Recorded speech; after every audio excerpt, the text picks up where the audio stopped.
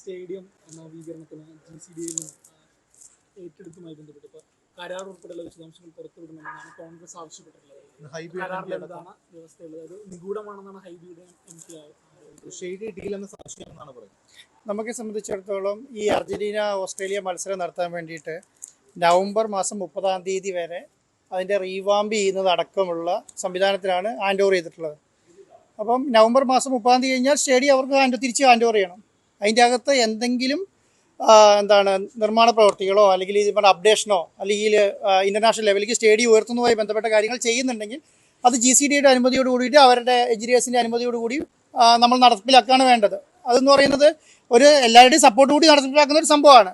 ഈ നവംബർ മാസം 30 ശേഷം ഇത് നമ്മുടെ കയ്യിൽ ഉണ്ടോ എന്ന് ചോദിച്ചാൽ നമ്മുടെ എല്ലാ സ്റ്റേഡിയം അതിലേക്ക് അപ്പുറത്തേക്ക് കൊണ്ടുപോകാനായിട്ട് ഉദ്ദേശിച്ചിട്ടില്ല. നമ്മളെ സംബന്ധിച്ചിടത്തോളം നവംബർ 30 വർക്ക് തീർത്ത് സ്റ്റേഡിയം കളിക്ക് അനുയോജ്യമായ രീതിയിൽ ഹാൻഡ് ഓവർ ചെയ്യാന്നുള്ളതാണ്. 17 കളി ഉണ്ടായിരുന്നെങ്കിൽ കളിക്ക് ശേഷം അത് കണ്ടിന്യൂ ചെയ്തേനെ. 17 കളി കളി ഉണ്ടെങ്കിൽ ആ കളിക്ക് മുൻപ് വർക്കുകൾ മുഴുവൻ തീർത്ത് നമ്മൾ 17 കളി കളിച്ചതിന് ശേഷം നമ്മുടെ കളി കഴിഞ്ഞാൽ അവസാനം അവർക്ക് ഹാൻഡ് ഓവർ ചെയ്യാന്നുള്ളത് മാത്രമേ ഉള്ളൂ. ഇപ്പോഴത്തെ അജണ്ട എന്ന് പറയുന്നത് നവംബർ മാസം 30 ഈ സ്റ്റേഡിയത്തിന്റെ മുഴുവൻ വർക്കും പൂർത്തീകരിച്ച് സ്റ്റേഡിയം ഹാൻഡ് ഓവർ ചെയ്യും. ഇതാണ് ഇപ്പോൾ തീരുമാനിച്ചിട്ടുള്ളത്. ഇത് എന്തെങ്കിലും രേഖയുണ്ടായിരുന്നു? MOU എന്തെങ്കിലും ധാരണാപത്രം? നമ്മളെ സംബന്ധിച്ചിടത്തോളം നമുക്ക് ഈ അർജന്റീന അസോസിയേഷനുമായി ബന്ധപ്പെട്ട് അല്ലെങ്കിൽ ഫുട്ബോൾ കളിയുമായി ബന്ധപ്പെട്ടിട്ട് ഇതൊരു ഗവൺമെൻറ് പ്രൊജക്റ്റാണ്. ഗവൺമെൻറ് പ്രൊജക്റ്റിൻ്റെ അകത്ത് ഞാൻ രണ്ടാമത്തെ സ്പോൺസറാണ്. ആദ്യം ഒരു സ്പോൺസർ ഉണ്ടായിരുന്നു, അവർ പിന്മാറിയതിന് ശേഷം ഞാൻ രണ്ടാമത് സ്പോൺസറാണ്. അപ്പോൾ ആ സംവിധാനത്തിൻ്റെ അകത്ത് ആ സ്പോൺസർ വന്നതിന് ശേഷം ആദ്യം തിരുവനന്തപുരം സ്റ്റേഡിയം തീരുമാനിക്കുന്നു, അത് കഴിഞ്ഞ് കൊച്ചി സ്റ്റേഡിയത്തിലേക്ക് കൊണ്ടുവരുന്നു. തിരുവനന്തപുരം സ്റ്റേഡിയം തീരുമാനിക്കുമ്പോൾ അതൊരു ക്രിക്കറ്റ് സ്റ്റേഡിയം ആണെന്ന് എല്ലാവർക്കും അറിയാവുന്നതുകൊണ്ടും അതിന് FIFA റാങ്കിങ് കിട്ടാൻ ബുദ്ധിമുട്ടായതുകൊണ്ടാണ് കൊച്ചി സ്റ്റേഡിയം തീരുമാനിക്കുന്നത്. കൊച്ചി സ്റ്റേഡിയത്തിന് FIFA അപ്രൂവൽ ഇല്ലാത്തതുകൊണ്ട് FIFA അപ്രൂവൽ കിട്ടുന്നതിന് വേണ്ട നിർമ്മാണ പ്രവർത്തികൾ നടത്തി അത് FIFA ഇന്റർനാഷണൽ സ്റ്റാൻഡിലേക്ക് ഉയർത്തണം. അത് ഉയർത്തുക എന്ന് പറയുന്നത് ഈ പറഞ്ഞ ഒരു മാസം കൊണ്ട് ചിലപ്പോൾ നടന്നോണില്ല എന്ന് ചോദിച്ചപ്പോഴാണ് എന്നോട് ഇത് നടത്താൻ കഴിയുമോ എന്ന് ചോദിക്കുന്നത്. ആ നടത്തിലാക്കാൻ കഴിയുമെന്ന് ചോദിച്ചാൽ നമ്മളത് നടത്തുന്നില്ല. അല്ലാതെ എനിക്കിതിനകത്ത് അജണ്ടയില്ല. ഇപ്പം ഞാൻ വിചാരിക്കുന്നത് ഈ RBC റിപ്പോർട്ടർ ബ്രോഡ്കാസ്റ്റിംഗ് കമ്പനി ഇത് നടപ്പിലാക്കിയിട്ട് ഇതിൽ എന്താ ലാഭം അങ്ങനെ ഒരു ലാഭം കൊയ്യാൻ ഉദ്ദേശമില്ല. കാരണം ചില ആൾക്കാർ അങ്ങനെയായിരിക്കും കണ്ടിട്ടുണ്ടാവുക. കേരളത്തിൽ പണം മുടക്കുന്നവരെ മുഴുവൻ ലാഭം കൊയ്യുന്നവരായിട്ടായിരിക്കും കണ്ടിട്ടുണ്ടാവുക. അങ്ങനെ ശൈലിയായിരിക്കും ഉദ്ദേശിച്ചിട്ടുണ്ടാവുക. പക്ഷെ എൻ്റെ മനസ്സിലെന്താണ്, ഞാൻ ഇറങ്ങി തിരിച്ചു തന്ന പരിപാടിയാണ് കേരളത്തിലൊരു ഇന്റർനാഷണൽ ഫുട്ബോൾ മത്സരം കൊണ്ടുവരണം. കേരളത്തിലെ ഫുട്ബോൾ ഡെവലപ്പ് ചെയ്യണം, സ്പോർട്സ് ഡെവലപ്പ് ചെയ്യണം, ടൂറിസം ഡെവലപ്പ് ചെയ്യണം. അത് തന്നെയാണ് എൻ്റെ ഉദ്ദേശം. ആ ഉദ്ദേശത്തിനോട് ഞാൻ പണം മുടക്കിയിട്ട് എനിക്ക് നഷ്ടം പറ്റാൻ ഞാൻ സഹിച്ചോളാന്ന്. കാരണം കളി നടന്നില്ല, എനിക്ക് വലിയ നഷ്ടം ഉണ്ടാവും. ആ നഷ്ടം ഞാൻ സഹിച്ചോളാം. എന്നെ സംബന്ധിച്ചിടത്തോളം ഒരാളുടെയും ഒരു പൈസ ഞാൻ വാങ്ങിയില്ല, ഒരു ടിക്കറ്റ് വിട്ടിട്ടില്ല, ഒരു സാധനം ഞാൻ ചെയ്തിട്ടില്ല. എന്നെ സംബന്ധിച്ചിടത്തോളം കൊച്ചി ഇന്റർനാഷണൽ സ്റ്റേഡിയത്തെ ഉയർത്തുക എന്നുള്ളതാണ്. ഈ സ്റ്റേഡിയത്തിൽ എന്തെങ്കിലും വർക്കിന് അപാകത ഉണ്ടെങ്കിൽ നിങ്ങൾ ചൂണ്ടിക്കാണിച്ചോ, അതും കൂടെ ഈ 31 തീർക്കും. ഏത് കാര്യത്തിലാണെങ്കിലും ഇതൊരു പൊതുമുതലാണല്ലോ. സ്വാഭാവികമായിട്ടും ഒരു കാര്യം ഒരു സ്പോൺസറെയാണോ ആരെയാണോ ഏൽപ്പിക്കുമ്പോൾ അതിനൊരു ഞാനതാണ് പറയുന്നത്. ഒരു രേഖ അല്ലെങ്കിൽ സംവിധാനം എന്നൊക്കെ പറയുന്നത് ഇത് GCDയുടെ അണ്ടറിലുള്ള സ്റ്റേഡിയമാണ്. ഇത് ആരെങ്കിലും ഒരാൾ ഡെവലപ്പ് ചെയ്തല്ലേ പറ്റുള്ളൂ. അത് ഡെവലപ്പ് ചെയ്യുന്നത് ആരാ? അത് ഡെവലപ്പ് ചെയ്യുന്നത് GCD തന്നെയാണ്. അപ്പം ഞാനിപ്പോൾ എന്താ ചെയ്യുന്നത്, GCD അപ്രൂവൽ വന്നിട്ട് ഇത് നടപ്പിലാക്കാൻ പറയും. ഇപ്പം ഞാൻ ഫെഡ്ലൈറ്റ് നിങ്ങൾ നോക്കിയാൽ മനസ്സിലാവും. ഫെഡ്ലൈറ്റിന്റെ ഇപ്പോഴത്തെ അവസ്ഥ എന്താ പറയുക, കാറ്റ് പിടിച്ച താഴെ പോകുന്ന അവസ്ഥ ഉണ്ടായിരുന്നത്. ഇപ്പോഴും നോക്കിക്കോളൂ. ഞാൻ ഈ രണ്ടെണ്ണേ തീർന്നിട്ടുള്ളൂ, 2 വർക്ക് നടക്കുകയാണ്. ആർക്കെങ്കിലും ഒരു ഉത്തരവാദിത്തമുള്ള ആരെങ്കിലും ഉണ്ടായിരുന്നു ഈ GCDന്റെ അവസ്ഥ ഇങ്ങനെ ഈ പറയുന്ന ഫെഡ്ലൈറ്റ് അങ്ങനെ നിൽക്കുമല്ലോ. ഇപ്പോഴും അങ്ങനെ തന്നെയാണ്. അപ്പോൾ എന്താണ് GCD തീരുമാനിക്കുന്നുണ്ട് ഈ സൈസിലെ ഫെഡ്ലൈറ്റ് ആണ് വേണ്ടതെന്ന് പറഞ്ഞു. അത് ഫ്രീ ആയിട്ട് ചെയ്തു കൊടുക്കുന്നുള്ളൂ. ഞാൻ ചെയ്തു, അങ്ങനെ കണ്ടാൽ മതി. ഈ റിപ്പോർട്ടർ TV ഇപ്പം എന്ത് ചെയ്യുന്നു, GCDക്ക് വേണ്ടിയ പെർമിഷനുള്ള സാധനത്തിന്റെ പണം ഫ്രീ ആയിട്ട് മുടക്കുന്നു എന്നുള്ളതിനൊക്കെ അപ്പുറം ഒന്നുമില്ല. അത് ചെയ്തു കൊടുക്കുന്നു. അതിലിപ്പോൾ എന്താ ചെയ്യാനുള്ള കരാർ എന്ന് പറയുന്നത് അതാണ് ഞാൻ പറഞ്ഞത്.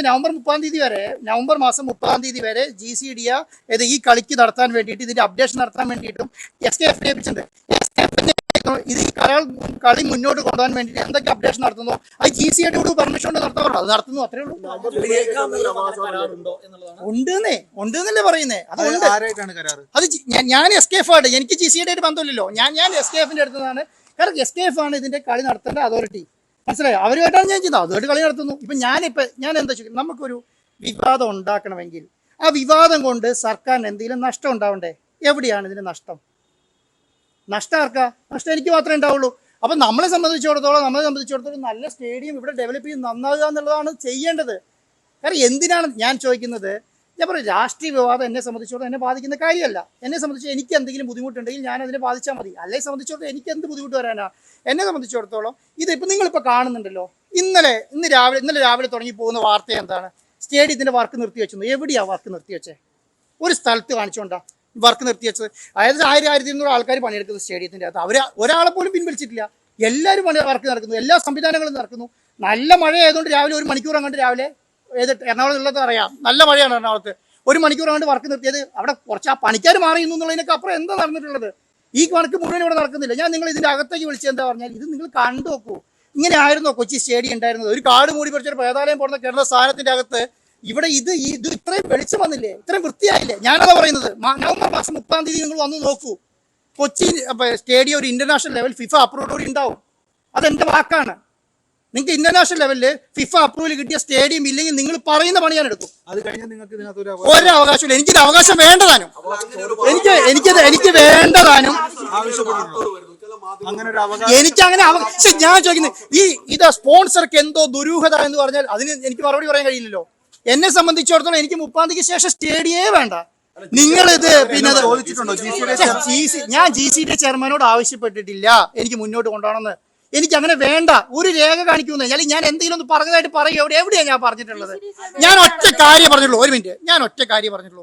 നവംബർ 17-ാം തീയതി ഇന്റർനാഷണൽ ഫുട്ബോൾ മത്സരം നടത്താൻ വേണ്ടിയിട്ട് സ്റ്റേഡിയത്തെ ഡെവലപ്പ് ചെയ്യുമെന്ന് പറഞ്ഞിട്ടുള്ളൂ. അതിന്റെ പണം മുടക്കുന്നത് എന്റെ കയ്യിൽ നിന്നാണ്. ഞാൻ ആരുടെയും സർക്കാരിന്റെ പൈസ ഞാൻ ചോദിച്ചോ? ആർക്കെങ്കിലും കൊടുക്കാന്ന് പറഞ്ഞോ? ചെയ്യാന്ന് പറഞ്ഞോ? ഒന്നും ഞാൻ പറഞ്ഞിട്ടില്ലല്ലോ. ഞാൻ പറഞ്ഞത് എന്താണ്? സ്റ്റേഡിയത്തെ ഡെവലപ്പ് ചെയ്യും. അതുകൊണ്ട് ആർക്കാ നഷ്ടം? ആ നഷ്ടം പറഞ്ഞാൽ മതി. ഏത് നഷ്ടം ആർക്കാണ് ഉണ്ടാവുന്നത്? ഞാനിത് ഇനി നിങ്ങൾ പറഞ്ഞു ഇനി ഉണ്ടല്ലോ 45 ദിവസം. ഈ 45 ദിവസം നിങ്ങൾ പറയുന്ന ഏത് വർക്കും ഞാൻ ചെയ്ത് തീർത്തുതരാം. നിങ്ങൾക്ക് ഇതിൽ അപാകത കാണിച്ചു. ഞാനിപ്പോൾ ഒരു സർക്കാർ പല പരിപാടികൾ സ്പോൺസർഷിപ്പ് എടുക്കാറുണ്ട് ഇല്ലേ? പല സംവിധാനത്തിൽ എടുക്കാറുണ്ട്. അത് ഫ്രീ ആയിട്ട് ഉണ്ടാക്കി കൊടുക്കും. ഞാൻ എത്ര വീടുകൾ കെട്ടി കൊടുത്തിട്ടുണ്ട്, ഞാൻ എത്ര വീടുകൾ പണിത് കൊടുത്തിട്ടുണ്ട്, ഞാൻ എത്ര കല്യാണം നടത്തിയിട്ടുണ്ട്. ഇതൊക്കെ നിങ്ങൾ ആരെയും പൈസ കൊടുത്തിട്ടാ? ഒന്നല്ലല്ലോ. ഞാൻ ഫ്രീ ആയിട്ട് ഞാൻ ഉദ്ദേശിച്ച് ചെയ്ത് പിന്നെ പോകുന്നുള്ളതാണ്. എന്നെ സംബന്ധിച്ചിടത്തോളം ആ ലെവലിലേക്ക് ഇതിനെ വളർത്തുക എന്നുള്ളതേ ഉദ്ദേശിച്ചിട്ടുള്ളൂ. അതുപോലെ ആ ലെവലിലേക്ക് സ്റ്റേഡിയത്തെ ഉയർത്തുക, സ്റ്റേഡിയം ആ ഡെവലപ്പ് ചെയ്യുക. അത് നിർത്തിയ ശേഷം സർക്കാരിന് ഹാൻഡ് ഓവർ ചെയ്യുക. ഞാൻ എൻ്റെ പേരിലേക്ക് എഴുതി തരുന്നില്ലല്ലോ. എൻ്റെ പേരിലേക്ക് എഴുതി തന്നില്ല, ഒരു രേഖയില്ല, ഒന്നുമില്ല. എന്നെ സംബന്ധിച്ചിടത്തോളം നിങ്ങൾക്ക് ഫ്രീ ആയിട്ട് നടത്താൻ പറ്റും, ഞാൻ നടത്തുന്നു എന്നുള്ളതിനേക്കാൾ അപ്പുറം ഒന്നുമില്ല. SKF 1 മാസത്തേക്കാണ് ഹാൻഡ് ഓവർ ചെയ്തിട്ടുള്ളത്. നവംബർ 30-ാം തീയതിയാണ് GCD ഹാൻഡ് ഓവർ ചെയ്തത്. SKF അത് കളി നടത്താൻ വേണ്ടി അതിന് അപ്ഡേഷൻ ചെയ്യാൻ എന്നെ 1 മാസത്തേക്ക് നവംബർ 30-ാം തീയതി ഏൽപ്പിച്ചു. ആ 30-ാം തീയതി ഞാൻ പറഞ്ഞ കാര്യത്തിൽ ഉണ്ടെന്നല്ലേ പറഞ്ഞേ. അല്ല അതെനിക്കറിയില്ല. അത് ഞാൻ പറയുന്നത് എന്താ അറിയോ? നമുക്ക് 1 മാസത്തേക്ക് സ്റ്റേഡിയം തന്ന് കളി തീരുമാനിച്ചത് സർക്കാരാണ്. ആ ഒരു കളി തീരുമാനിച്ചതിനുള്ള എല്ലാ ഒരുക്കങ്ങളും ഇവിടെ പൂർത്തീകരിക്കും.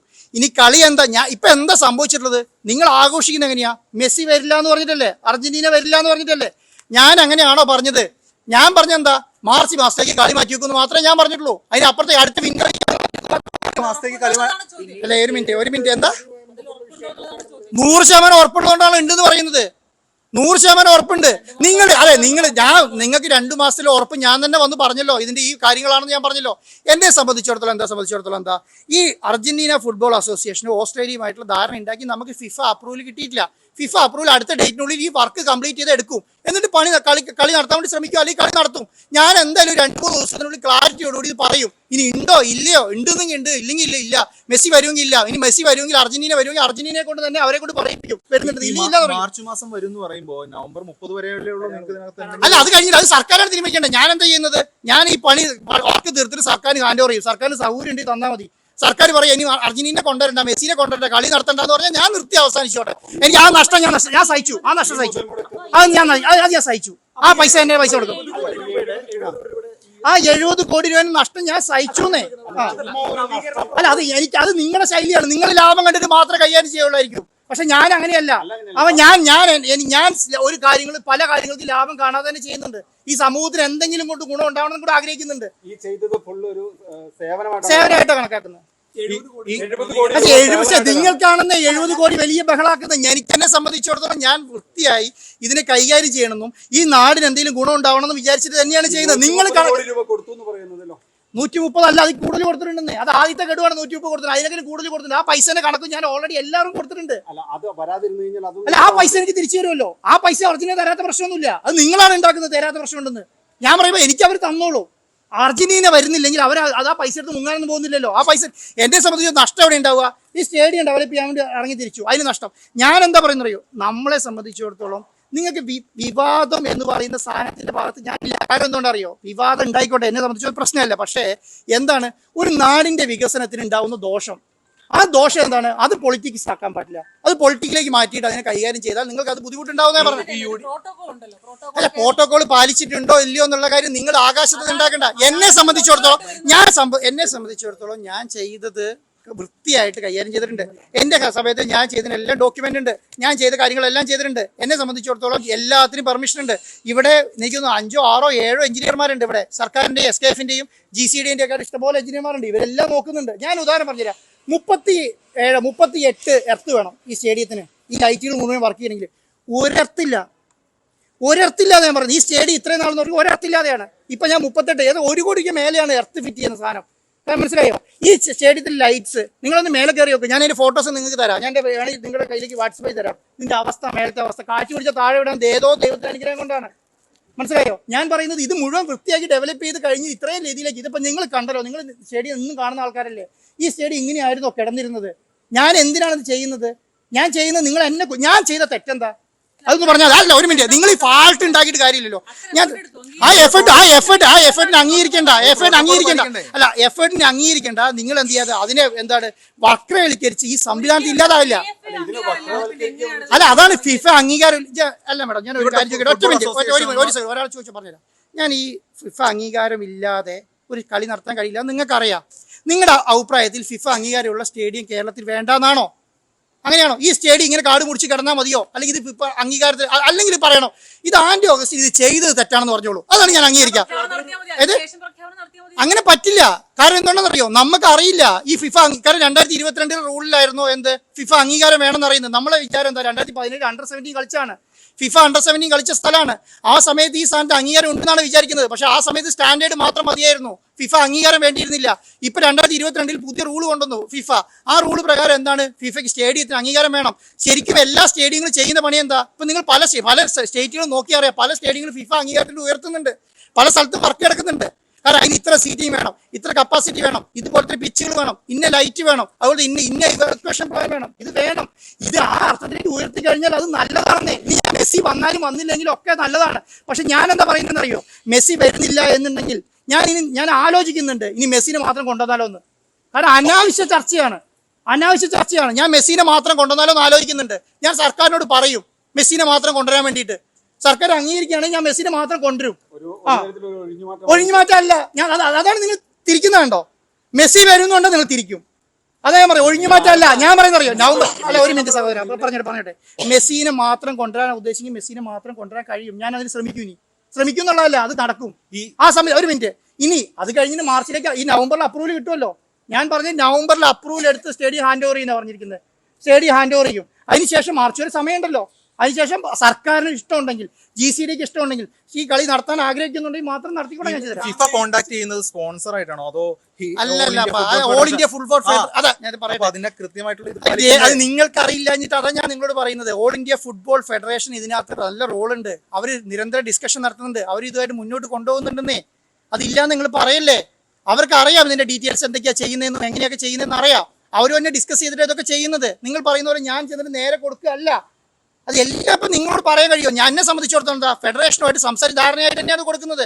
ഇപ്പം മാതൃഭൂമിനെ സംബന്ധിച്ചിടത്തോളം അയ്യോ ഞാനിതാ കൊള്ളയടിച്ച് കൊണ്ടുപോകാണെന്ന് പറയുന്ന പോലെയാണ് പറയുന്നത്. ഞാൻ കൊള്ളയടിക്കാൻ ഉദ്ദേശിച്ചില്ല എന്ന് ഒരു മിനിറ്റ് പറഞ്ഞിട്ട് തീർത്തട്ടെ. എന്നെ സംബന്ധിച്ചിടത്തോളം എന്താ ഇവിടെ ഞാൻ ഇത്രയും പൈസ മുടക്കി ഈ സ്റ്റേഡിയം നവീകരിച്ച് ഞാനിത് സർക്കാരിന് വിട്ടുകൊടുക്കും. അതിനുശേഷം എന്ത് പറഞ്ഞാലും നിങ്ങൾക്ക് എന്ത് നിർമ്മാണ പ്രവർത്തനം നടത്താം. എനിക്ക് ഇതിനകത്ത് ഓരോ അധികാരം ഉണ്ടാവില്ല. എനിക്കത് വേണ്ടതാനും. ഞാൻ ഉദ്ദേശിച്ചത് എന്താ? ഒരു ഇന്റർനാഷണൽ ഫ്രണ്ട്ലി മാച്ച് ഇന്ത്യയിൽ ആദ്യമായിട്ട് കൊച്ചി സ്റ്റേഡിയത്തിൽ കളിക്കാൻ വേണ്ടി കാര്യം ചെയ്യും. അത് ചെയ്യാനുള്ള മാക്സിമം ശ്രമം നടത്തും. അത് തന്നെ ചെയ്യാനുള്ള കാര്യങ്ങൾ നടത്തും. ഇനി ഇല്ല ചേട്ടാ, ഞാൻ പറയുന്ന ഒരു സുതാര്യത പ്രശ്നമില്ല. ഒറ്റ പ്രശ്നമുള്ളൂ. എന്താണെന്നറിയോ? അല്ല ഞാൻ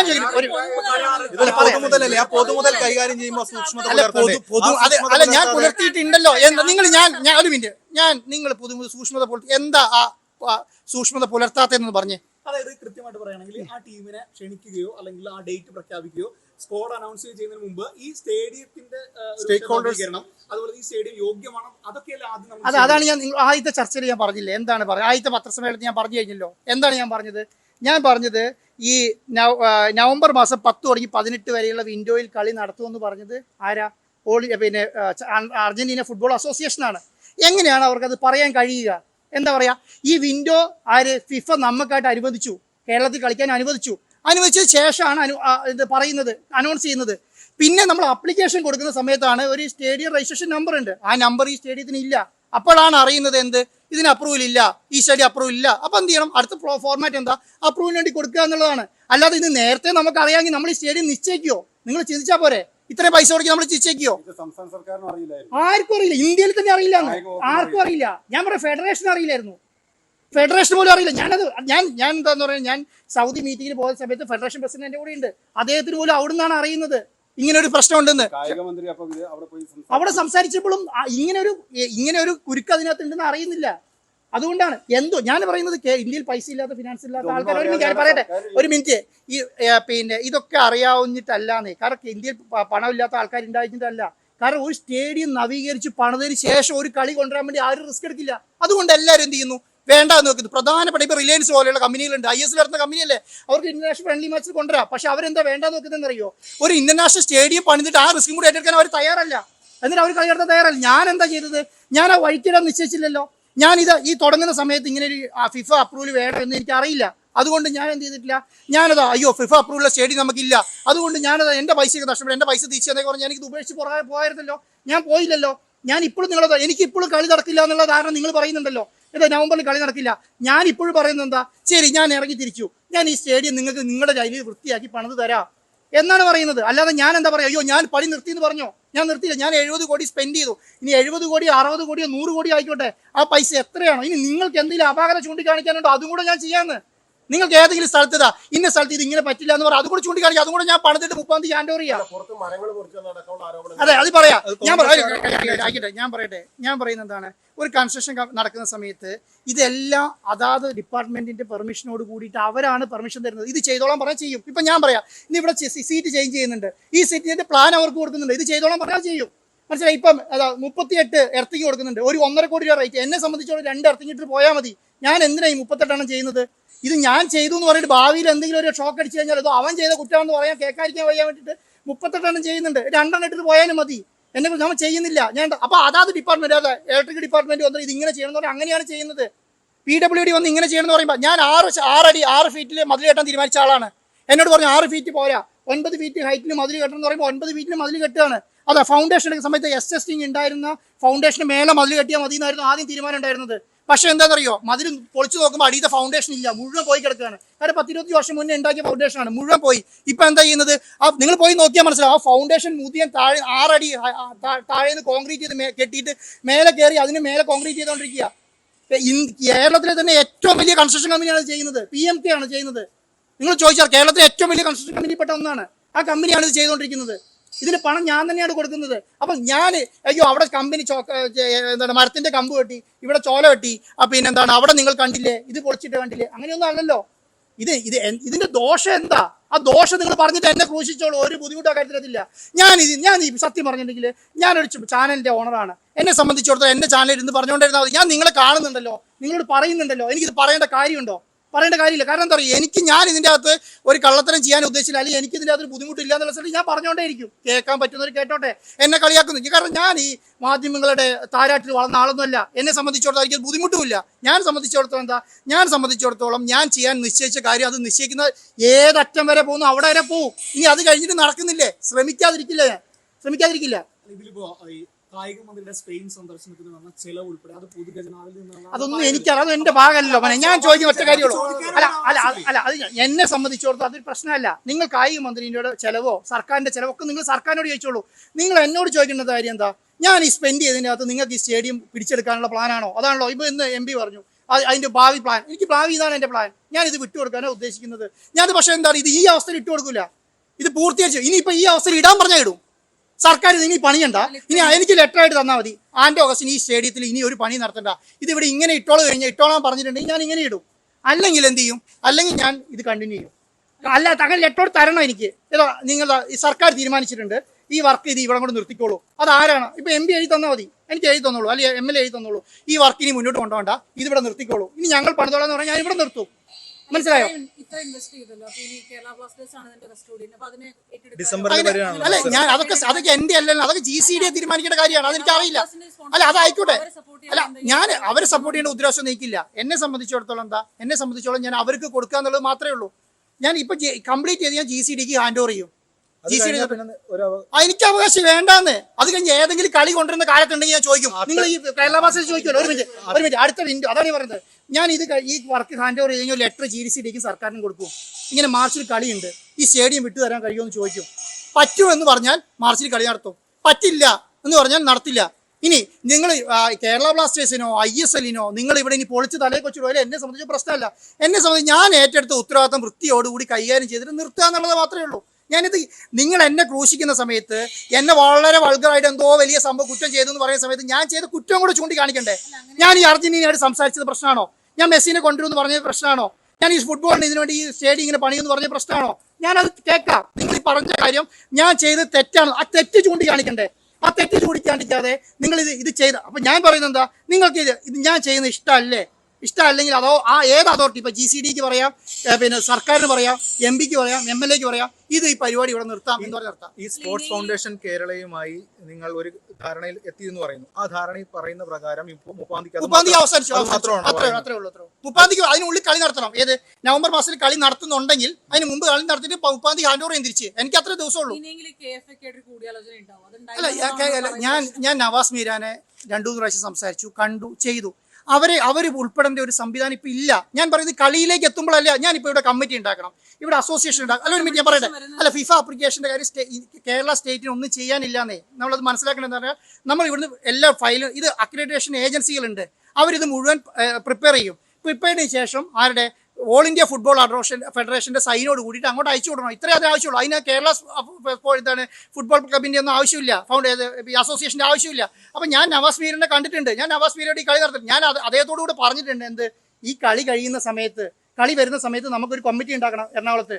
ഈ ഫുട്ബോളുമായി ബന്ധപ്പെട്ട എല്ലാവരും ഉൾപ്പെടുത്തി. കാരണം ആ സ്റ്റേജിലേക്ക് എത്തിയിട്ടില്ലല്ലോ. ആ എത്തുന്നതിന് മുന്നേ നമ്മൾ എന്തിനാണ് ഇതൊക്കെ ചെയ്ത്? പിന്നെ ഇത് ഞാൻ അതോറിറ്റി അല്ലാന്ന് എന്നെ കൊണ്ട് എന്താ ചെയ്യാം? ഞാൻ സത്യം പറഞ്ഞാൽ ഗവൺമെന്റ് എടുത്ത ഒരു പ്രൊജക്ട്, ഗവൺമെന്റ് എടുത്ത പ്രൊജക്ടിന്റെ അകത്ത് ഞാൻ ഈ കളി നടത്താൻ തീരുമാനിച്ചു. ആ കളി നടത്താൻ തീരുമാനിച്ചു കഴിഞ്ഞപ്പോൾ അത് എന്നോട് ചെയ്യാൻ പറ്റുമെന്ന് ചോദിച്ചു. ചെയ്യാന്ന് പറഞ്ഞു. ഇത്ര മുതൽ മുടക്കുണ്ടാവും, ചെയ്യാന്ന് പറഞ്ഞു. ഞാൻ അന്നേ പറയുന്നുണ്ടല്ലോ, എന്നെ നിങ്ങൾ ഏതൊക്കെ രീതിയിൽ ക്രൂശിച്ചു നിങ്ങൾ ആലോചിക്കുക. ഞാൻ ടിക്കറ്റ് 50 ലക്ഷം 1 കോടി എവിടെയെങ്കിലും പറഞ്ഞോ? നിങ്ങൾ അതാ അവൻ 1 കോടിക്കാണ് വിൽക്കാൻ പോകുന്നത്, 50 കോടിക്ക്. ഇത് നിങ്ങൾ ലാഭം കക്കുന്നവരെ മാത്രമേ കണ്ടിട്ടുള്ളൂ. അതുകൊണ്ടാണ് ഇത് കാണുമ്പോൾ എന്താണ് പുലി വരുന്നതെന്ന് പറഞ്ഞ് പേടിപ്പിക്കുകയാണ്. നമ്മളെ സംബന്ധിച്ചിടത്തോളം പ്രശ്നമേ അല്ല. ഞാൻ ഇത്രയും നാളും ഇതിനു വേണ്ടി ആത്മാർത്ഥതയോട് കൂട്ടിയിട്ടാണ് നിന്നിട്ടുള്ളത്. ഈ ആത്മാർത്ഥതയോടുകൂടി ഇനിയും നിൽക്കും. എന്താണ് എന്നോട് ഇത് നിർത്താൻ പറയുന്നത് വരെ? അത് പറയേണ്ടത് ആരാ? സർക്കാരാണ്. അല്ലെങ്കിൽ GCD പറഞ്ഞാലും മതി കേട്ടോ. GCD പറഞ്ഞോളൂ ഈ സ്റ്റേഡിയത്തിന് തൊടാൻ പാടില്ല എന്ന് പറഞ്ഞാൽ ഞാൻ അവിടെ നിർത്തും. സർക്കാർ നിർത്തിക്കോളാൻ പറയും, ഞാൻ നിർത്തും. എന്നെ സംബന്ധിച്ചിടത്തോളം എനിക്കുണ്ടായ പേരുദോഷം എന്ന് പറഞ്ഞാൽ മെസ്സിനെ കൊണ്ടുവരാൻ കഴിഞ്ഞിട്ടില്ല എന്നുള്ളതാണല്ലോ. ഞാൻ ഇനി കളി വേണ്ടെന്ന് വെച്ചാൽ മെസ്സിനെ കൊണ്ടുവരാൻ തീരുമാനിക്കുകയാണെങ്കിൽ അത് കൊണ്ടുവരും. അതോടുകൂടി അവസാനിക്കും. എനിക്ക് അതിലൊരു ഒളിച്ചോട്ടമുണ്ട്. എന്താ ഒളിച്ചോട്ടാണ്? ഞാൻ പ്രതീക്ഷിച്ചത്, എൻ്റെ മനസ്സിലുണ്ടായിരുന്നത് എന്താണെന്നറിയോ? ഈ സ്റ്റേഡിയത്തിൽ ഇന്റർനാഷണൽ മാച്ച് നടത്തുക എന്നുള്ളതാണ്. ആ നടത്താതിരിക്കാൻ കഴിഞ്ഞിട്ടുണ്ടെങ്കിൽ അത് എനിക്ക് മാത്രമുള്ള ദോഷമാണെന്ന് നിങ്ങൾ വിചാരിക്കേണ്ട. കേരളത്തിലെ സ്പോർട്സിനും ടൂറിസത്തിനും ഇതുപോലൊരു അവസരം ഇനി ഉണ്ടാവില്ല. ഈ മാച്ചെങ്ങാനും കേരളത്തിൽ നിന്ന് നഷ്ടപ്പെട്ടു പോയിട്ടുണ്ടെങ്കിൽ ഇന്റർനാഷണൽ 2 ടീമാണ്, അത് ലോകം മുഴുവൻ ചർച്ചയായി കഴിഞ്ഞാൽ ഇതുപോലെ കളി കോച്ചിലേക്ക് നിങ്ങൾ വിചാരിച്ചാൽ പോലും നടക്കാൻ പറ്റില്ല. നിങ്ങളിപ്പോൾ എല്ലാ കേരളത്തിലെ റീജിയണൽ മാധ്യമങ്ങളെല്ലാം കൂടി വിചാരിച്ചിട്ട് കളിയെ കൊണ്ടുവന്ന് വിചാരിച്ചാൽ ചിലപ്പോൾ നടന്നു വരില്ല. കാരണം അത് ഉണ്ടാക്കാൻ പോകുന്ന ഇമ്പാക്ട് ചെറുതായിരിക്കില്ല, ദോഷം ചെറുതായിരിക്കില്ല. മറ്റൊരു കാര്യമാണ് ചോദിക്കുന്നത്. കാരണം കായിക മേഖലയിൽ വളർന്നു വരാൻ തടസ്സം നിൽക്കുന്ന ഒരുപാട് കുട്ടികൾ ഇവിടെ ഉണ്ട്. ഒരുപാട് ഒരു ഗ്രൗണ്ട് പോലും ഇല്ലാത്ത ഇടങ്ങളുണ്ട്. ആ മേഖലയിൽ എന്തെങ്കിലും ഞാനുണ്ടല്ലോ 1 ലക്ഷം സ്പോർട്സ് കിറ്റ് കൊടുക്കാൻ തീരുമാനിച്ചിട്ടുണ്ടായിരുന്നു ഈ കളിയുടെ ഭാഗമായിട്ട്. 1 ലക്ഷം സ്പോർട്സ് കിറ്റ്. ഞാൻ നിങ്ങളുടെ എന്റെ പ്രൊമോ കണ്ടാ അറിയാം. എല്ലാ ജില്ലകൾക്കും 5000 ബോൾ കൊടുക്കാൻ തീരുമാനിച്ചായിരുന്നു. എല്ലാ സ്കൂളുകൾക്കും ഈ 10 കിറ്റും 150 ബോളും വെച്ച് കൊടുക്കാൻ തീരുമാനിച്ചായിരുന്നു. മനസ്സിലായോ? 1,70,000 1,60,000 ബോളാണ് ഞാൻ കൊടുക്കാൻ തീരുമാനിച്ചത്. ഞാൻ അത് ഇതിൽ ഉയർത്താൻ വേണ്ടി തന്നെയാണെന്നേ. ഞാൻ എന്താ അറിയോ, നിങ്ങൾ ഇതിന് 2ആയിട്ട് കാണണം. കേരളത്തിലെ സ്പോർട്സിന്റെ വികസനം കാണണം, ഇതിന്റെ ടൂറിസത്തിന്റെ വികസനം കാണണം. ഈ ടൂറിസത്തിന്റെയും സ്പോർട്സിന്റെ വികസനം കണ്ടാലേ നിങ്ങൾക്ക് അതിന് കാണാൻ കഴിയുള്ളൂ എന്ന് ഞാൻ പറഞ്ഞത്. എന്നെ സംബന്ധിച്ചിടത്തോളം നിങ്ങൾ എന്ത് ആരോപണം നിശ്ചയിച്ചാലും ഞാൻ ഇതിന്റെ അകത്തുനിന്ന് ഒരു പൈസ ഉണ്ടാക്കി എനിക്ക് നഷ്ടപ്പെട്ടിട്ടേ ഉള്ളൂ. ഇപ്പോഴത്തെ സിറ്റുവേഷൻ നിങ്ങൾക്ക് എല്ലാം അറിയാവുന്ന കാര്യം. എൻ്റെ കയ്യിൽ പൈസ നഷ്ടപ്പെട്ടു എന്നുള്ളത് തന്നെയാണല്ലോ. അപ്പം ഞാൻ അതുമായിട്ട് മുന്നോട്ട് പോകും. അപ്പം പിന്നെ നിങ്ങൾ എന്നെ പ്രകോപിപ്പിച്ചുകൊണ്ട് വന്നിട്ട് ഞാനിത് എനിക്ക് അങ്ങനെ ഒരു ഇന്റൻഷൻ ഉണ്ടെങ്കിൽ ആദ്യം എഗ്രിമെന്റ് വെച്ച് എൻ്റെ പേരിലേക്ക് 10 വർഷത്തേക്ക് 5 വർഷത്തേക്ക് എഴുതിയിട്ടല്ലേ ഞാൻ ഇതിൽ പണി തുടങ്ങുള്ളൂ. ഞാൻ അങ്ങനെയാണോ ചെയ്തത്? ഞാൻ ഒരു മാസത്തേക്കല്ലേ എഴുതിയിട്ടുള്ളൂ. എനിക്ക് വേറെ എന്തെങ്കിലും ഇന്റൻഷൻ ഉണ്ടെങ്കിൽ നിങ്ങൾ കാണിച്ചോണ്ടാ, എന്തെങ്കിലും ഒരു ഇന്റൻഷൻ ഉണ്ടെങ്കിൽ കാണിച്ചോണ്ടാ. ഞാൻ ഇങ്ങനെ ചെയ്തു എന്ന് പറഞ്ഞ ഇന്റൻഷൻ ഉണ്ടെങ്കിൽ കാണിച്ചോണ്ടാ. ഞാൻ ഒന്നും ചെയ്തിട്ടില്ല. എന്നെ സംബന്ധിച്ചിടത്തോളം എന്താ, ഞാൻ വൃത്തിയായി 1 മാസത്തേക്ക് എനിക്ക് എടുക്കാമായിരുന്നല്ലോ. 1 വർഷത്തേക്ക് ചോദിച്ചാലും തന്നേനെ. കാരണം ഞാൻ ഇത്ര സ്പെൻഡ് ചെയ്ത ഒരാളെന്നുള്ള നിലയ്ക്ക് എനിക്ക് സർക്കാരിനോടോ GCDനോടോ ആദ്യത്തെ ചർച്ചയിൽ തന്നെ എനിക്ക് ഒരു വർഷത്തേക്ക് വേണമെന്ന് പറഞ്ഞാൽ തന്നേനെ. ഞാൻ ചോദിച്ചിട്ടില്ല. അത് നിങ്ങൾ മനസ്സിലാക്കുന്നില്ലല്ലോ. അങ്ങനെ ഒരു ലെറ്റർ ഉണ്ടോ? ഒന്നുമില്ല. ഞാൻ അവസാന നിമിഷം വരെ ശ്രമിച്ചെന്തിനാണെന്ന് അറിയോ? ഈ രേഖകൾ പൂർത്തീകരിച്ച് ഇപ്പം ഞാൻ പറയാം. ഇപ്പം നമുക്ക് സ്റ്റെബിലിറ്റി സർട്ടിഫിക്കറ്റ് വേണമായിരുന്നു. എന്തുകൊണ്ട് നിങ്ങൾ ചോദിച്ചില്ല? ഫിഫയായിട്ട് അനുമതി കിട്ടിയില്ല, അനുമതിക്ക് സമയം ലേറ്റ് ആയി എന്നുള്ളത്. സ്റ്റെബിലിറ്റി സർട്ടിഫിക്കറ്റ് IITയും PWDയും അവർ ടെസ്റ്റ് നടത്തിയതിന് ശേഷം തരാൻ കഴിയുള്ളൂ. അതിന് ഡിലേ ആയി. ഞാൻ ലെറ്റർ കൊടുത്തു, എനിക്ക് പെട്ടെന്ന് തീർത്ത് തരണം നിങ്ങൾ എന്ന് പറഞ്ഞിട്ടാ. നിങ്ങൾ എന്ത് സപ്പോർട്ട് ചോദിച്ചാലും ഞാൻ തരാമെന്ന് ഞാൻ പറഞ്ഞല്ലോ. അതെല്ലാം ഞാൻ കൊടുക്കാൻ തയ്യാറാണ്. പക്ഷെ എന്താ അറിയോ, അനാവശ്യമായിട്ട് ക്രൂശിക്കരുത്. അനാവശ്യമായി ക്രൂശിക്കുന്നത് നല്ലതല്ല. അത് എന്നെ ക്രൂശിക്കുന്നതുകൊണ്ടല്ല എന്ന് ഞാൻ അതുകൊണ്ട് നേരത്തെ പറഞ്ഞു. എന്നെ സംബന്ധിച്ചിടത്തോളം ഞാനിത് കുറേ ഏറ്റുവാങ്ങിയ ആളാണ്. എന്നെ സംബന്ധിച്ച് അത് പ്രശ്നമല്ല. പക്ഷെ എന്താണ്, നിങ്ങളിത് ചെയ്യുന്നത് കേരളത്തെ സ്പോർട്സിനോടാണ്, നിങ്ങൾ ഈ ചെയ്യുന്ന കേരളത്തെ ടൂറിസത്തിനോടാണ്, കേരളത്തെ ജനങ്ങളോടാണ്, വരുന്ന കുട്ടികളോടാണ്. നിങ്ങൾ എന്തുകൊണ്ടായി മെസ്സിനോട് ഇത്ര ആരാധന? മെസ്സിനോട് മാത്രമല്ല, സ്പോർട്സിനോട് മുഴുവൻ ആരാധനയുണ്ട്. അതുകൊണ്ടാണ് കേരള ബ്ലാസ്റ്റേഴ്സിന് ഇവിടെ ആളുണ്ടത്. മനസ്സിലായില്ലേ? കേരളത്തിൽ 9ാമത്തെ റേഞ്ചിലെങ്ങനെയാണ് കേരള ബ്ലാസ്റ്റേഴ്സ് ഉള്ളത് അവരെ ഫാൻ ബേസിന്റെ അകത്ത്. അതെങ്ങനെയാ? അത് കേരള സ്പോർട്സ് തയ്ക്കുന്നതുകൊണ്ടാണ്. ഞാനിപ്പോൾ മെസ്സിനെ മാത്രമല്ല, ഇപ്പൊ എന്താ സംഭവിച്ചുള്ളത്? ഇത് ഫിഫ സ്റ്റാൻഡേർഡ് കിട്ടി കഴിഞ്ഞാൽ മാർച്ച് കഴിഞ്ഞാൽ നമുക്ക് ഇവിടെ ഇനിയും കളി നടത്താം. ഈ അർജന്റീന മാത്രം ആയിക്കോണമെന്നില്ലല്ലോ. സ്പെയിൻ്റെയോ ഓസ്ട്രേലിയൻ്റെയോ മൊറോക്കോൻ്റെയോ ഒക്കെ കളി ഇവിടെ നടത്താം. അവരൊക്കെ ഡിസ്കസ് ചെയ്ത് കളി കൊണ്ടുവരാൻ കഴിയും നമുക്ക്. ഈ അപ്രൂവൽ കിട്ടാത്ത ഒറ്റ പ്രശ്നമുണ്ട്. അല്ലെങ്കിൽ ഞാൻ ഈ 17-ാം തീയതി 3 കളികൾ നടത്തിയിട്ടുണ്ടാവും. സത്യമായിട്ട് പറയാം, മെസ്സിക്ക് വരാൻ അവർക്ക് ട്രാവൽ പ്ലാൻ അനുമതി കിട്ടിയില്ലായിരുന്നു, ഞാൻ 3 കളികൾ നടത്തിയിട്ടുണ്ടാവും. സ്റ്റേഡിയത്തിൽ അപ്രൂവൽ കിട്ടാത്തതുകൊണ്ട് മാത്രമാണ്. ഇപ്പോഴും എൻ്റെ കയ്യിൽ 2 അഗ്രിമെന്റ് ഇരിക്കുന്നുണ്ട്. ഞാൻ പറയാത്തതാണ്. നിങ്ങൾ പറഞ്ഞാൽ അതും കൂടെ നിങ്ങൾ എന്നെ കളിയാക്കും. എന്ത് നിങ്ങൾ എന്താ മെസ്സിനെ കൊണ്ടുവരാന്ന് പറഞ്ഞ് പച്ചാള ബാസുവിനെ കൊണ്ടുവന്ന് കളി കാണിക്കുന്നു? അത് കേൾക്കാൻ കഴിയാത്തതുകൊണ്ടാണ്. അല്ലെങ്കിൽ ഞാൻ ഇപ്പം തന്നെ എനിക്ക് ഈ അനുമതി കിട്ടിക്കഴിഞ്ഞാൽ 2 ടീമിനെ കൊണ്ടുവന്ന് കളിപ്പിക്കാൻ കഴിയും. നവംബർ 17-ാം തീയതി പറ്റും. അത് ഞാൻ ചെയ്യാത്തതെന്താ അറിയോ? ഇതൊന്ന് കംപ്ലീറ്റ് ചെയ്തോട്ടെ. ഇനി ഇതിൻ്റെ ഈ പാപഭാരം മുഴുവൻ ഞാൻ എൻ്റെ തലയിൽ എടുത്ത് വെച്ചിട്ട് ഞാൻ അടി കൊള്ളേണ്ട കാര്യമൊന്നുമില്ലല്ലോ. ഞാൻ എന്തിനാ കൊള്ളേണ്ട കാര്യം? ഞാനിത് ചെയ്യാൻ ഉദ്ദേശിച്ചത് എന്താണ്? ഞാൻ നന്മയ്ക്ക് വേണ്ടിയിട്ടേ ചെയ്യാൻ ഉദ്ദേശിച്ചിട്ടുള്ളൂ. ഞാൻ അതേ ചെയ്യുള്ളൂ. പിന്നെ രാഷ്ട്രീയം, കോൺഗ്രസ് അങ്ങനെ പറഞ്ഞു, CPM ഇങ്ങനെ പറഞ്ഞു, BJP അങ്ങനെ പറഞ്ഞു, എന്നെ സംബന്ധിച്ചോളം പ്രശ്നമല്ല. പിന്നെ ഞാനൊരു വാർത്താ ചാനലാണ് നടത്തുന്നത്. അതിലെ വാർത്താ ചാനലിലെ വാർത്ത മുഴുവൻ മുക്കിയിട്ട് ഞാൻ വാർത്ത വരുന്നത് മുഴുവൻ നിങ്ങൾ ഈ പാർട്ടി പ്രവർത്തനം തന്നെയാണോ നടത്തുന്നത്? ആ വരുന്ന വാർത്തകൾ മുഴുവൻ കൊടുക്കണ്ട എന്ന് തീരുമാനിച്ചിട്ട് അയ്യോ മെസ്സി ഉള്ളതുകൊണ്ട് അവനെ പേടിച്ച് നിൽക്കണം എന്നൊന്നും ഞാൻ വിചാരിക്കുന്നേയില്ല. അത് ആർക്കെതിരെയാണെങ്കിലും കൊടുക്കാൻ പറഞ്ഞു. ഞാൻ അവിടെ ഒരു വാർത്ത കൊല്ലുന്ന പരിപാടി എന്നെ സംബന്ധിച്ചിടത്തോളം ഇല്ല.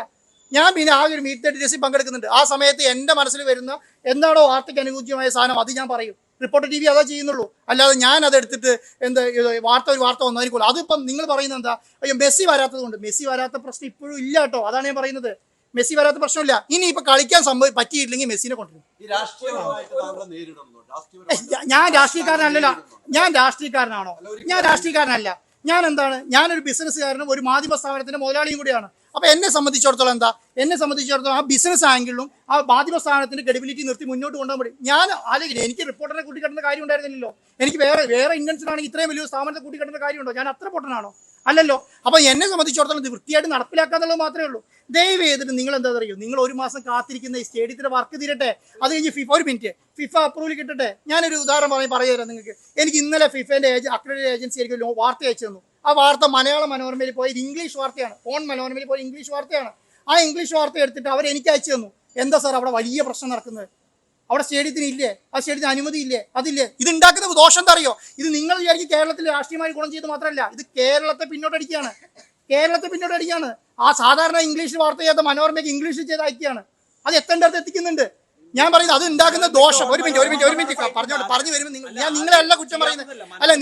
ഞാൻ പറയുന്നത് നിങ്ങളെ കുറ്റം പറയുന്നതല്ല. ഞാൻ നിങ്ങളെ കുറ്റം പറയല്ല. ഞാൻ പറയും ഇതിന്റെ ഇമ്പാക്റ്റാണ് ഞാൻ പറയുന്നത്. അത് ശരി, മനോരമ ചെയ്യുന്നുണ്ട്. പക്ഷെ ഇതും കൊണ്ട് ഉണ്ടാക്കുന്ന ദോഷമാണ് ഞാൻ പറഞ്ഞത്. അല്ല വ്യക്തത ഇല്ല മോനെ. ഞാൻ പറയുന്നത് എന്ത് വ്യക്തത കുറവുള്ളത്? താങ്കളോട് ഒരു കാര്യം ചോദിച്ചോട്ടെ. ഇതിനു മുമ്പ് ഇതിവിടെ ആദ്യമായിട്ടല്ല ഒരു ഫിഫ മത്സരം നടക്കുന്നത്. അല്ല, നടന്നിട്ടില്ല. ഇതിനു മുൻപ് ഇല്ല. അതാണ് പറയുന്നത്. അത് അണ്ടർ 17 ആണ്. അല്ല, അത് അണ്ടർ 17 ആണ്. അല്ല അങ്ങനെയല്ലാന്നേ ഞാൻ പറയുന്നത് അറിയോ? അങ്ങനെയല്ല. 2017 ഫിഫ അണ്ടർ അല്ല അതെവിടെയാ നടന്നത്? അത് ഞാൻ ഇല്ലാന്ന് പറഞ്ഞില്ല. ഞാൻ പറഞ്ഞെന്താ അറിയോ? ഞാൻ പറയും 2022 റൂള് ഏത് ഫിഫ റൂൾ വന്നതിന് ശേഷം നടക്കുന്നില്ല എന്ന് ഞാൻ പറഞ്ഞുള്ളൂ. അത് നിങ്ങൾക്ക് അറിയില്ല, അതിന് എന്നെ കുറ്റം പറഞ്ഞ കാര്യമില്ലല്ലോ. അല്ല അത് അപ്പൊ അറിയാലോ. പറയുന്നുണ്ട്. അപ്പൊ ഞാൻ സർക്കാർ സംവിധാനത്തെ ബ്ലെയിം ചെയ്യാൻ ഞാനില്ല, ഒരാളെയും ബ്ലെയിം ചെയ്യാനില്ല. ഞാൻ എന്താ പറയുന്നത്? ഞാൻ റിയാലിറ്റി പറയുന്നുണ്ട്. ആ റിയാലിറ്റിക്ക് ഒപ്പം നിൽക്കുക എന്നുള്ളതിനേക്കാൾ അപ്പുറം എന്നെ കൊണ്ട് ഒന്നും ചെയ്യാനില്ല. കാര്യങ്ങൾ കണ്ടെത്തിയത് താങ്കൾ ഈ ഉദ്യമത്തിൽ ഇറങ്ങി തിരിച്ചപ്പോഴാണ് ഇതെല്ലാം അത് സർക്കാർ ഇതുവരെ കണ്ടെത്തിയിട്ടുമില്ല. അല്ല സർക്കാർ ഇപ്പൊ അറിയാലോ. അതുകൊണ്ടാണ് അവർ സഹകരിച്ച് ഈ കാര്യങ്ങൾ മുഴുവൻ ചെയ്തു തരാന്ന് പറയുന്നത്. എന്നെ ക്രൂശിക്കുന്നു ഞാൻ പറഞ്ഞില്ല. എന്നെ ക്രൂശിക്കുന്നു എന്നുള്ള പറയുന്നത് എന്തുകൊണ്ടാണെന്നറിയോ? ഒരു മിനിറ്റ്. ഞാൻ ചെയ്ത നല്ല കാര്യങ്ങൾ കാണാതെ നിങ്ങൾ എന്താ ഞാൻ എന്തോ ഇത് എന്താണ് ഇത് സ്പോൺസറുടെ ഭാവി പരിപാടി എന്താ? ഇതെങ്ങനെ പണം തിരിച്ചു പിടിക്കാൻ എനിക്ക് വേണ്ടാന്ന് പറയുമ്പോൾ നിങ്ങൾ എനിക്ക് കൊണ്ടുതരണ്ടാന്ന് അത്രേ ഉള്ളൂ. കഴിഞ്ഞ പത്രസമ്മേളനത്തിൽ ഇതേ കാര്യം ഞാൻ ചോദിച്ചതാണ്. ഈ കരാർ ഉണ്ടോ? ഞാൻ ഉണ്ടെന്ന് പറഞ്ഞു. ഞാൻ പറഞ്ഞ മറുപടി എന്താ? നിങ്ങൾ എന്നോട് ചോദിച്ചു കരാറുണ്ടോ? ഞാൻ പറഞ്ഞു കരാറുണ്ട്. നിങ്ങൾ വിവരാവകാശം കൊടുത്ത് മേടിച്ച് നോക്കിക്കോളൂ ഞാൻ പറഞ്ഞു. അതിന്റെ വ്യക്തത ഇപ്പൊ വരുത്തി. നവംബർ മാസം 30 വരെ ഉണ്ട്. അത്രേ ഉള്ളൂ. അല്ല, അത് നിങ്ങളിപ്പോ എന്തുണ്ടാക്കിയിട്ട് വിവാദം ഉണ്ടാക്കുമല്ലോ. അത് നിങ്ങൾ ഏത് രീതിയിൽ ഞാൻ നിങ്ങളോട് ആണെന്നേ അത് ആയിക്കോട്ടെ. ഇപ്പൊ നിങ്ങൾ വാർത്ത കൊടുത്തോണ്ടല്ലേ ശരി, അത് നല്ലതെന്ന് കൂട്ടിക്കോളൂ. നല്ലതാണ് അങ്ങനെ. ശരി, അങ്ങനെ നല്ല മാധ്യമപ്രവർത്തനം നടത്തുന്നത് നല്ലതാണ്. നിങ്ങൾ അത് കൈകാര്യം ചെയ്തിട്ട് വൃത്തിയായി ചെയ്തോളൂ. പക്ഷെ ഒരു കാര്യം ഞാൻ പറയുന്നുള്ളൂ, നവംബർ മാസം 30 ശേഷം ഞാൻ കൺക്ലൂഡ് ചെയ്യാം. നവംബർ മാസം 30 ശേഷം റിപ്പോർട്ടർ ടിവിക്കോ എനിക്കോ ഈ സ്റ്റേഡിയത്തിൽ ബന്ധം ഉണ്ടാവില്ല. അതിന് ശേഷം നടക്കുന്ന കളിക്ക് ഞാൻ അപ്ലിക്കേഷൻ കൊടുക്കും. സർക്കാർ എന്നോട് കളിച്ചോളാൻ പറയുകയാണെങ്കിൽ കളിക്കും, ഇല്ലെങ്കിൽ ഇല്ല. ഇനി മാർച്ചിലാണ് ഇന്റർനാഷണൽ മാച്ച് നടക്കാൻ തീരുമാനിച്ചെങ്കിൽ മാർച്ചിലെ വിൻഡോ ഡീറ്റെയിലും ഞാൻ കൊടുക്കും. സർക്കാർ പറയുക അതാ മാർച്ചിൽ നടത്തിക്കോളൂ എന്ന് പറഞ്ഞാൽ അത് നടത്തും. ഇതിന്റെ മുഴുവൻ ഞാൻ ഏറ്റെടുത്ത ഉത്തരവാദിത്തം മുഴുവൻ ഞാൻ തീർത്തിട്ട് ഹാൻഡ് ഓവർ ചെയ്യും. പിന്നെ ഈ ഏരിയയിലുള്ള കടകളുടെ അസോസിയേഷന്റെ എല്ലാ അനുമതി ഞാൻ വാങ്ങിയിട്ടുണ്ട്. ഞാൻ അസോസിയേഷന്റെ ആൾക്കാരെ കണ്ടിരുന്നു, അവരോട് സംസാരിച്ചിരുന്നു. കാരണം അവരെ സംബന്ധിച്ചിടത്തോളം അവരെന്നോട് പറഞ്ഞത് എന്താന്ന് പറഞ്ഞാൽ ഏറ്റവും വൃത്തിയായ രീതിയിൽ അവർക്ക് ബുദ്ധിമുട്ടുണ്ടാകാത്ത രീതിയിൽ അപ്പം ഞാൻ അവരോട് പറഞ്ഞെന്താ, ഇത് ഒന്നിച്ചടയ്ക്കണ്ട, നിങ്ങൾ സ്പ്ലിറ്റ് ഒരു സ്ഥലത്ത് വർക്ക് നടക്കുന്ന ആ സ്ഥലത്ത് അടച്ചിടും, അവിടുത്തെ വർക്ക് തീർക്കാം. അടുത്ത സ്ഥലത്ത് വർക്ക് എടുക്കാം, അവിടുത്തെ അടച്ചിടും, അവിടുത്തെ വർക്ക് തീർക്കാം. ഈ സ്റ്റാൻഡേർഡ് ഈ ഇന്റർനാഷണൽ ലെവലിൽ വൃത്തിയാക്കുക എന്നുള്ളത് മാത്രമേ ഉള്ളൂ. അടുത്തത് മരമുറിന്റെ കേസിന്റെ അകത്ത് എന്താണ്, അവിടുത്തെ GCD ഉദ്യോഗസ്ഥന്മാർ സർക്കാർ എല്ലാവരും വന്നിട്ട് ഇത് ചെയ്തോളാൻ പറഞ്ഞതിന് ശേഷം പ്ലാൻ കൊടുക്കുന്നുണ്ട്. എങ്ങനെയാണ് ഇത് ഡിസൈൻ ചെയ്യുന്നതെന്ന് കൊടുത്തിട്ടുണ്ട്. അതിൻ്റെ അകത്ത് നമ്മൾ എന്താണ് ചെയ്യേണ്ട കാര്യങ്ങൾ ചെയ്യുന്നു എന്നുള്ളത് മാത്രമേ ഉള്ളൂ. അതിനപ്പുറത്തേക്ക് ഒന്നും ചെയ്യാൻ ഉദ്ദേശിച്ചില്ല. അപ്പോൾ ഒറ്റ കാര്യം പറഞ്ഞ് അവസാനിപ്പിക്കുക. നിങ്ങളെ സംബന്ധിച്ചിടത്തോളം കേരളത്തിലെ വിദ്യാർത്ഥികളെ സംബന്ധിച്ചിടത്തോളം, സ്പോർട്സ് ആരാധകരെ സംബന്ധിച്ചിടത്തോളം, എല്ലാവരെയും സംബന്ധിച്ചിടത്തോളം ഇത് നല്ല രീതിയിൽ വലിയ രീതിയിൽ ഒരു വിജയമാക്കുക. ഇത് ഇന്റർനാഷണൽ സ്റ്റേഡിയം ഇപ്പം ഞാൻ ഇല്ലെങ്കിൽ നാളെ സ്റ്റേഡിയത്തിൽ കളി നടക്കും, നാളെ ISL നടക്കും, അത് കഴിഞ്ഞുള്ള കളികൾ മുഴുവൻ നടക്കും. ഇവിടെ ഇരിക്കുന്ന സമയത്ത് ഇവിടുന്ന് ആർക്കും താഴെ വീണ് തലയൊടിയേണ്ടി വരില്ല. മനസ്സിലായോ? അതിനനുസരിച്ചുള്ള നിങ്ങൾക്ക് അതാണ് ഞാൻ പറഞ്ഞത്. നിങ്ങൾക്ക് എന്തെങ്കിലും കുറ്റം കണ്ടെത്താണെങ്കിൽ ഈ 10 ദിവസം കൊണ്ട് പട്ടകത്തി എന്നോട് പറയണം. അതിന് ശേഷം എന്നോട് പറയാൻ നിൽക്കരുത്. അയ്യോ നിങ്ങൾ അങ്ങനെ വളർത്താന്ന് പറയാൻ നിൽക്കരുത്. നിങ്ങൾ ഇപ്പം കണ്ടെത്തിയിട്ട് പറഞ്ഞോ, അത് ഞാൻ മാറ്റി ചെയ്തു തരാം. അപ്പോൾ താങ്ക് യു.